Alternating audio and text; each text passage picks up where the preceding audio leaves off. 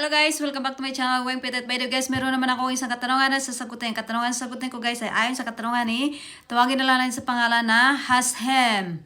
Sabi niya dito guys, kapag voucher na deresibo at yung sinani lang na presyo, walang resibo, counted ba ang voucher na bayaran? Hindi ko magets yung ano mo, yung tanong mo, yung ibang words mo dito. Pero anyway, ang maintindihan ko lang yung sagutin ko. Yung sabi mo ata dito, presyo, resibo, countered ba na voucher na bayaran?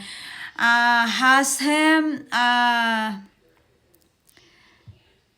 yung in legality, yung bayaran mo, yung may resibo lang na may papakita yung agency mo na yun nga yung ginastos nila. Ngayon kung ayaw mo, kung hindi ka kumbinsido sa presyo na nilagay nila dyan or kung ano man yan, kung wala mang resibo or sulat kamay lang nila na ito yung halaga, ang i-advise ko sa'yo, mas maganda na pumunta ka na ng POAA para hindi ka magulangan ng iyong agency. Kasi pag pumunta ka ng POA, merong tendency na kung wala ka pa naman palang employer or wala ka pang kontrata na napirmahan, merong tendency na wala kang babayaran sa agency mo.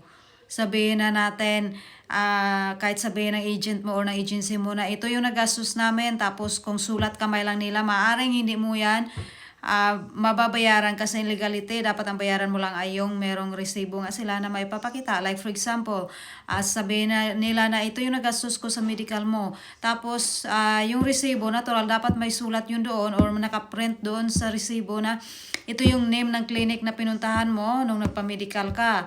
Or kung ano-ano pa. Kaya kung ako sa'yo, advice ko sa'yo, pumunta ka na lang sa POAA, tapos sabihin mo doon yung concern mo, lahat na tanong mo, itanong mo doon, okay? Sana nakatulong to yung advice ko sa'yo. Pero kung meron ka pa ibang katanungan, just comment below. And by the way guys, don't forget to subscribe my channel.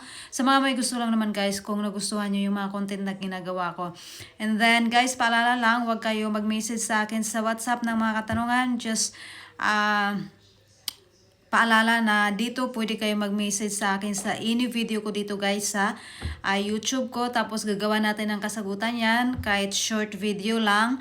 Wag nyo na ako i-message sa mga katanungan sa WhatsApp kasi busy ako guys. At saka yung mga ini-entertain ko lang sa WhatsApp ko na yung mga messages na ini-entertain ko sa WhatsApp ay yung mga nag-a-apply lamang guys sa agency na nire-recommend ko. Okay guys, sana klaro yan. And then, see you sa next kong video. Have a nice day.